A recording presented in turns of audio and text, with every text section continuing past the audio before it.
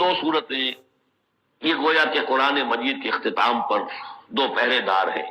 یہ دو صورتیں ہیں کہ جو اصل میں مدنی صورتیں ہیں، نازل ہوئی ہیں مدینہ منورہ میں، اور ان کا زمان نزول کے اعتبار سے شان نزول بھی ہے کہ ان کا حضور پر ایک مرتبہ جادو کیا گیا تھا، تو اس جادو کے اثرات کو ظاہر کرنے کے لیے یہ آیات پھر اتری ہیں، اور حضور نے پھر جب ان کی بات بار بار تلاوت کی ہے تو وہ جادو کے اثرات، ایک یہودی نے کیا تھا جادو آپ پر، جس سے آپ کو چیزیں بھول جاتے تھے، کافی آپ کو تکلیف نہیں ہے۔ صحیح بخاری کے اندر یہ روایت موجود ہے۔ ہمارے جدید کچھ ریشنلسٹ ہیں اور جو خاص طور پر منکر حدیث ہیں، وہ سمجھتے ہیں کہ اس میں تو توہین ہے رسول کی کہ جادو کا اثر ہو سکتا ہے۔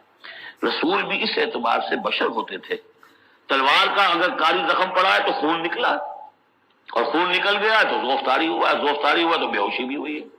یعنی یہ جسم جو ہے ان کا، اس کے اعتبار سے جو بھی بخار آپ کو چڑھا ہے، بخار میں تکلیف ہوئی ہے، عالم نظر میں نہایت شدید تکلیف ہوئی ہے، تو اس حوالے سے یہ نہ سمجھیے کہ وہ بشریت کے جو لوازم ہے وہ ختم ہو جاتے ہیں، لیکن اللہ تعالیٰ کی طرف سے انہیں ایک مقام ملا ہے، ایک عصمت ملی ہے، ایک بزرگی ہے، وہ اپنی جگہ پر ہے۔ تو جادو کا وہ واقعہ بالکل صحیح ہے جو ہوا ہے، لیکن اس کے لیے اب یہ دو صورتیں ہیں، اور یہاں خاص طور پر نوٹ کر لیجئے کہ یہ معوذتین، یہ ایک صورت بھی ہو سکتی تھی، لیکن قرآن حکیم میں جو عام مزاج ہے کہ صورتیں جوڑوں جوڑوں کی شکل میں ہے، تو دو حصوں میں تقسیم کر دیا۔ اور اس کی تقسیم کیا ہے؟ ایک وہ چیزیں ہیں جو انسان پر باہر سے حملہ آور ہوتی ہے، اور ایک چیز وہ ہے جو انسان کے اپنے اندر سے حملہ آور ہوتی ہے۔ ان دونوں کو دو علیحدہ چیزوں میں رکھ کر اور سکھایا گیا ہمیں کہ تم ہمیشہ اللہ کی پناہ طلب کرتے رہا کرو ان چیزوں کے اثرات سے، ان چیزوں کے اثرات بد سے اپنے آپ کو بچانے کے لیے۔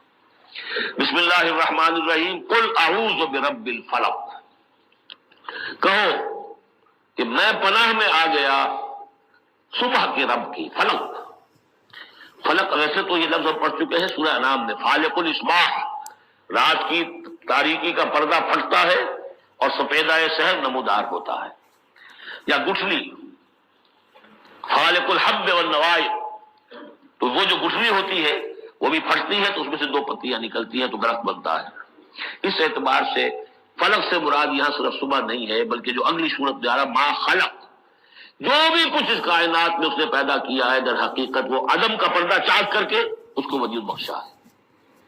عدم سے، عدم محض سے، کریشن ایکس نہیلو، بغیر کسی شے کے کسی شے کو بنانا۔ تو قل اعوذ برب الفلق من شر ما خلق، میں پناہ میں آتا ہوں اس کی تمام مخلوقات کی پناہ سے۔ اب آپ غور کیجئے، مخلوق ظاہر بات ہے خالق کی طرح کامل تو نہیں ہو سکتی، مخلوق کے اندر کوئی نہ کوئی پہلو جو ہے وہ کمی کا، تقصیر کا، نقص کا رہ جائے گا۔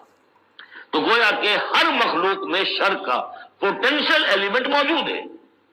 یہ دوسری بات ہے کہ اللہ تعالیٰ کسی کو سہارا دے دے، کسی کو تو اپنی طرف سے عصمت عطا کر دے، اپنی طرف سے خصوصی پروٹیکشن عطا کر دے، پوٹینشلی خلق جو ہے وہ گویا کہ مستلزم ہے، اس کے ساتھ شر کے اندر کا پہلو موجود ہوگا۔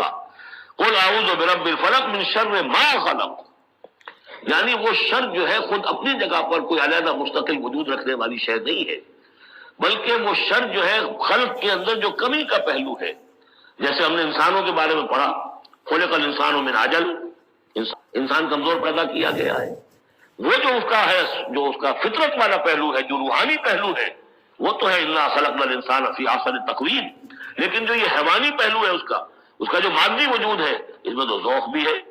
ان الانسان خلق ہلوعا اذا مسہ الشر جزوعا واذا مسہ الخیر منوعا، تو یہ تمام چیزیں جو ذہن میں رکھیے۔ تو قل اعوذ برب الفلق من شر ما خلق، جو بھی مخلوقات ہیں ان میں سے جو بھی شر کا پہلو ہے میں اس سے اے پروردگار تیری پناہ میں آتا ہوں۔ ومن شر غاسق اذا وقب، خاص طور پر یہ رات کی ڈھانپ لینے والی جو ہے رات، اندھیرا، یہ ظاہر بات ہے اسی پھر رات کے پردے میں چوری بھی ہے، ڈاکہ بھی ہے، اسی میں پھر غول بیابانی جو ہے، شیاطین جن ہیں ان کا بھی جو حرکتیں ہوتی ہیں، پھر یہ ساری چیزیں جو ہے اسی کے سلسلے من شر غاسق اذا وقب، سانپ بچھو وغیرہ بھی اسی وقت نکلتے ہیں۔ ومن شر النفاثات فی العقد، اور جو عورتیں گھانٹیں باندھ کر پھونکے مارتی ہیں، یہ جو بھی ٹونے ٹوٹکے ہوتے ہیں اور اس کی وجہ سے لوگوں کو نقصان پہنچایا جاتا ہے، گویا کہ یہ بھی اس کے اندر بھی کوئی حقیقت ہے، یہ سفلی عملیات بھی ہیں، ان کے بھی اثرات ہیں. جیسے کہ ہم جانتے ہیں کہ جادو جو ہے حق ہے، برحق ہے، اگرچہ کفر ہے. شراب کی تاثیر ہے لیکن حرام ہے. کچھ نہ کچھ حقیقت ان لکیروں میں بھی ہے، لیکن ہمیں روک دیا گیا کہ ان کے چکر میں مت پڑو. یہ جو منجمی ہے، نجوم کی حرکت، اس میں بھی کچھ نہ کچھ حقیقت ہے لیکن روک دیا گیا. تو کسی چیز کا ہونا بالفعل یہ اور شے ہے، لیکن اس کا جائز ہونا یہ اور شے ہے. تو بالفعل یہ عملیات ہیں جیسے اچھے اعمال ہیں، اور ان کو جو ہے کوئی اچھے اوراد ہیں، اچھے وظائف ہیں، تو ان کے کچھ اثرات جو ہیں اچھے ہو سکتے ہیں. اسی طریقے سے اس قسم کی چیزوں میں جادو کے جو کلمات ہوتے ہیں ان کی بھی تاثیر ہے. اور وہ جو عورتیں جو ہے وہ جادو کرتے ہوئے، جس کو ہم کہتے ہیں کہ وہ تعویذ گنڈا وغیرہ جو ہوتا ہے، پھر وہ اس میں پھونکے مارتی ہیں، تو اللہ تعالیٰ سے میں ان کے شر سے بھی پناہ چاہتا ہوں. من شر حاسد اذا حسد، اور حسد کرنے والے کے شر سے بھی میں اللہ کی پناہ طلب کرتا ہوں، جبکہ وہ حسد اپنا استعمال کرے. اگر حسد ہے دل کے اندر ہے تو بات اور ہے. حسد کو بروئے کار لائے وہ، اور وہ انسان کے درپے ہو جائے اس حسد کی وجہ سے اس سے کوئی نقصان پہنچانے کو. اور اسی کتاب ہے عین، العین حق، کہ اگر انسان اس حاسدانہ نگاہ سے کسی کو دیکھتا ہے اس کے بھی اثرات ہوتے ہیں، اور اس دیکھنے کے بھی کچھ برے اثرات جو ہیں وہ ظاہر ہو جاتے ہیں.